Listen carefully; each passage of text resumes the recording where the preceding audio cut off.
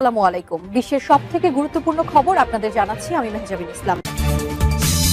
CBS এর প্রতিবেদন, শনিবারের মধ্যে ইরানে হামলা চালাতে পারে যুক্তরাষ্ট্র। ইসরায়েলি সংবাদ মাধ্যমের বরাত, ইরানে ব্যালিস্টিক ক্ষেপণাস্ত্র ব্যবস্থায় হামলার প্রস্তুতি নিচ্ছে ইসরায়েল। ইরানে যুক্তরাষ্ট্রের নতুন হামলার পরিকল্পনার ব্যাপারে সতর্ক করল রাশিয়া। ইরানের সঙ্গে যুদ্ধের প্রস্তুতি নেওয়ার নির্দেশ নেতানিয়াহুর। আফগানিস্তানে আবারও হামলার হুমকি পাকিস্তানের। এবং সর্বশেষ জানিয়ে দেব, ফিলিস্তিনিরা নিজেরাই একে অপরকে হত্যা করেন দাবি ইসরায়েলি মন্ত্রীর। শিরোনাম শুনছিলেন, এবার বিস্তারিত। এতক্ষণ শুনলেন সংবাদের শিরোনাম, এখন চলুন দেখি প্রতিটি সংবাদের বিস্তারিত। বিবিএস এর প্রতিবেদন, শনিবারের মধ্যে ইরানে হামলা চালাতে পারে যুক্তরাষ্ট্র। ইরান ও যুক্তরাষ্ট্রের মধ্যে যে কোনো সময় যুদ্ধ শুরু হতে পারে, এমন চাঞ্চল্যকর খবর প্রকাশ করেছে বিবিএস। এদিকে দেশ দুইটির মধ্যে দুই দফায় আলোচনা হলেও ফলপ্রসূ কোনো সমাধান আসেনি। খবরে বলা হয়, যুক্তরাষ্ট্রের শীর্ষ সামরিক কর্মকর্তারা মার্কিন প্রেসিডেন্ট ডোনাল্ড ট্রাম্পকে জানিয়েছেন যে তারা আগামী শনিবারের মধ্যে ইরানে হামলা চালানোর জন্য প্রস্তুত। এই নিয়ে বুধবার যুক্তরাষ্ট্রের জাতীয় নিরাপত্তা প্রশাসনের শীর্ষ কর্মকর্তারা হোয়াইট হাউসে সিচুয়েশন রুমে বৈঠক করেছেন। তবে সামরিক কর্মকর্তাদের বরাত দিয়ে এই প্রতিবেদনে বলা হয়েছে, ইরানে হামলার ব্যাপারে ট্রাম্প এখনো চূড়ান্ত সিদ্ধান্ত নেননি। কর্মকর্তারা সিবিএস নিউজকে বলেছেন, এই আলোচনার বিষয়কে পরিবর্তনশীল ও চলমান হিসেবে অবহিত করা হয়েছে। এর কারণ হোয়াইট হাউস বিশ্লেষণ করেছে যে যদি হামলা চালানো হয় তাহলে ইরান এর প্রতিক্রিয়ায় কি ব্যবস্থা নেবে। এছাড়া হামলা শুরু হলে মধ্যপ্রাচ্যে কি পরিণতি বয়ে আনবে সেটিও তারা ভাবছে বলে প্রতিবেদনে বলা হয়।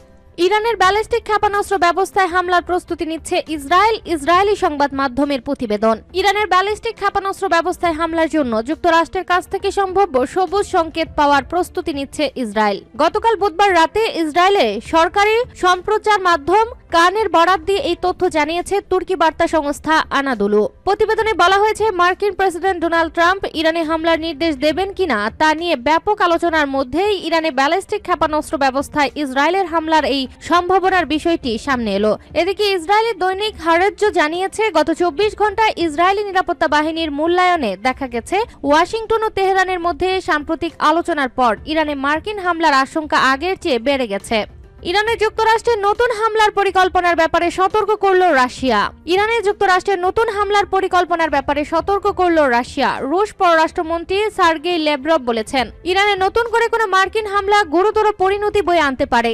স্থানীয় সময় বুধবার সৌদি আরব আল আরাবিয়া টেলিভিশনে প্রকাশিত এক সাক্ষাৎকারে এসব কথা বলেন তিনি। তেহরানকে শান্তিপূর্ণ পারমাণবিক কর্মসূচি অনুসরণ করার সুযোগ দেওয়ার জন্য ধৈর্য ধরে সমাধান খুঁজে বের করার আহ্বান জানিয়েছেন তিনি। বার্তা সংস্থা রয়টার্স প্রতিবেদনে বলা হয়, ইরানের পারমাণবিক কর্মসূচি নিয়ে ওয়াশিংটন ও তেহরানের মধ্যে ক্রমবর্ধমান নতুন সংকট এড়াতে সুইজারল্যান্ডের জেনেভায় দুই দেশের প্রতিনিধিদের মধ্যে পরোক্ষ আলোচনার একদিন পর লেভরভের এই মন্তব্য সামনে এলো। সাক্ষাৎকারে লেভরভ বলেন, এর পরিণতি ভালো না। আন্তর্জাতিক আণবিক শক্তি সংস্থার নিয়ন্ত্রণে থাকা ইরানের পারমাণবিক স্থাপনাগুলোতে এরই মধ্যে হামলা চালানো হয়েছে।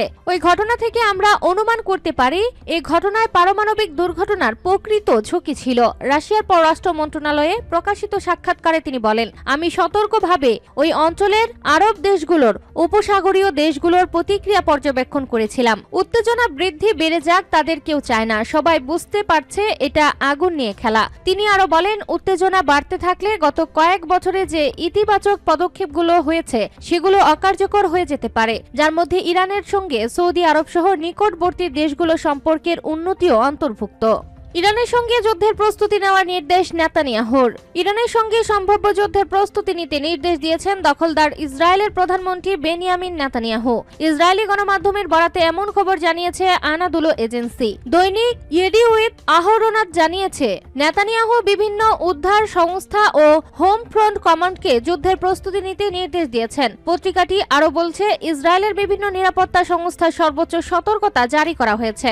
ইসরায়েলের সরকারি সম্প্রচার মাধ্যম কান জানিয়েছে, ইরান ইস্যু নিয়ে বৃহস্পতিবার ঢাকা নিরাপত্তা মন্ত্রিসভার বৈঠকটি হঠাৎ স্থগিত করে আগামী রোববার নেওয়া হয়েছে, তবে এর কারণ জানানো হয়নি। এদিকে মার্কিন সংবাদ মাধ্যম এক্সিউজ বুধবার এক প্রতিবেদনে জানিয়েছে, ইরানে খুব শীঘ্রই যে কোনো সময় বড় হামলা চালাবে যুক্তরাষ্ট্র। মার্কিনিরা মধ্যপ্রাচ্যের সম্ভাব্য যুদ্ধের ব্যাপারে যতটা না বুঝতে পারছেন তার চেয়ে বড় যুদ্ধের দ্বার প্রান্তে আছে যুক্তরাষ্ট্র, আর এই যুদ্ধ খুব দ্রুতই শুরু হতে পারে। সংবাদ মাধ্যমটি আরো জানায়, এবারের হামলা হবে অনেক বড়, যা কয়েক সপ্তাহ ব্যাপী চলবে। গত মাসে ভেনেজুয়েলায় যুক্তরাষ্ট্র যে নির্দিষ্ট হামলা চালিয়েছিল, ইরানে হামলা এমন হবে না, এটি হবে ব্যাপক ও বিস্তৃত।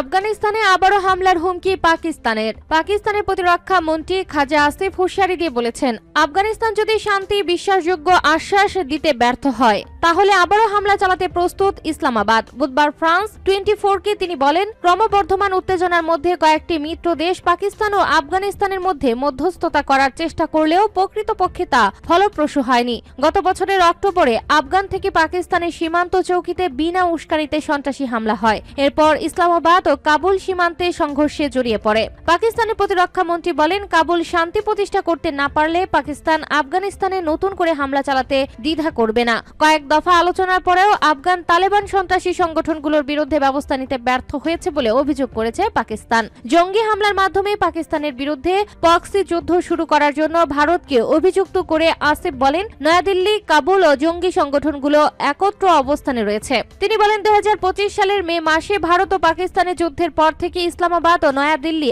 একে অপরের সঙ্গে প্রত্যক্ষ বা পরোক্ষভাবে যোগাযোগ রাখেনি। তিনি বলেন, ক্রমবর্ধমান উত্তেজনার মধ্যে কিছু বন্ধু দেশ পাকিস্তান ও আফগানিস্তানের মধ্যে মধ্যস্থতা করার চেষ্টা করেছে, কিন্তু ওই প্রচেষ্টাগুলো আসলে কোনো ফল দেয়নি। এ সময় ইসরায়েলের সঙ্গে পাকিস্তানের কূটনৈতিক সম্পর্ক স্থাপনের সম্ভাবনা উড়িয়ে দিয়ে তিনি বলেন, ভবিষ্যতে যদি ফিলিস্তিনিদের জন্য একটি স্বাধীন আবাসভূমি নিশ্চিত হয় তাহলে এই ধরনের পদক্ষেপ বিবেচনা করা যেতে পারে।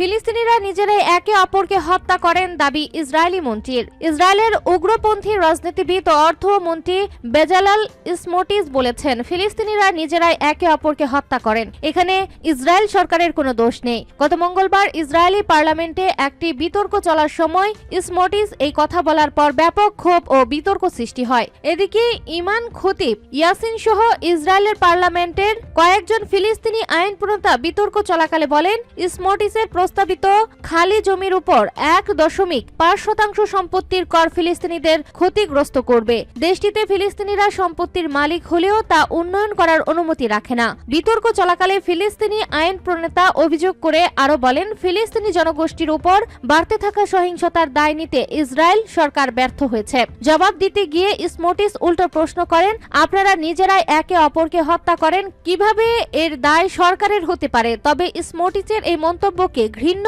ও বর্ণবাদী বলে উল্লেখ করে প্রতিবাদ জানানো হয়। ইসরায়েলি অর্থমন্ত্রী আরো বলেন, হত্যা বন্ধ করতে আপনাদের জনগণকে শিক্ষিত করে তুলুন। আসুন আপনারা সন্ত্রাস ও সহিংসতার নিন্দা জানানো শুরু করুন, হামাসকে একটি সন্ত্রাসী সংগঠন হিসেবে ঘোষণা করুন। সাম্প্রতিক সপ্তাহগুলোতে ইসরায়েল জুড়ে প্রধান ফিলিস্তিনি অধ্যাসিত শহর ও গ্রামগুলোতে প্রায় প্রতিদিনই হত্যাকাণ্ড হচ্ছে। এসব হত্যাকাণ্ড নিয়ে বারবার বিক্ষোভ হচ্ছে। গত মাসে শাখনিক ও তামরায় বিক্ষোভ শুরু হয়, সেখান থেকে বিক্ষোভ অন্যান্য এলাকায় ছড়িয়ে পড়ে।